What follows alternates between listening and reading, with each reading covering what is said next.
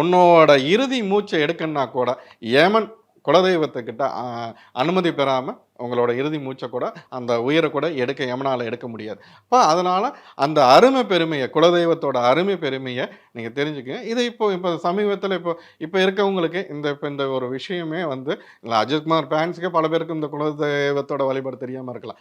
இப்போ இன்னையிலருந்து புரிஞ்சுக்குவாங்க. எல்லாரும் ஆச்சரியமா பார்க்குறாங்க. இவருக்கு இப்படி ஆச்சரியமா ஒரு பார்க்குறாங்க. முகமா? இவருக்கு அப்ப அதான் அதுதான் நான் தான் சொல்லேன். வலியோர்கள் பல பேர் வந்து தன்னோட குலதெய்வமா இருந்தாலும் சரி, இஷ்ட தெய்வமா இருந்தாலும் சரி, அவங்க அது மால் அவங்கள ஆத்மார்த்தமா வணங்குறாங்க.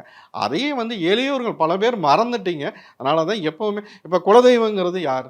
நம்மளோட குலத்தை காக்கிறதுக்காக, நம்ம குலத்துக்காக வாழ்ந்து தியாகம் செய்த ஒருத்தர் தான். இப்ப புராண கதைகள்ல வர இந்த தெய்வங்கள் மாரி நம்மளோட குலதெய்வங்களே கிடையாது. அத முதல்ல நம்ம புரிஞ்சுக்கணும்.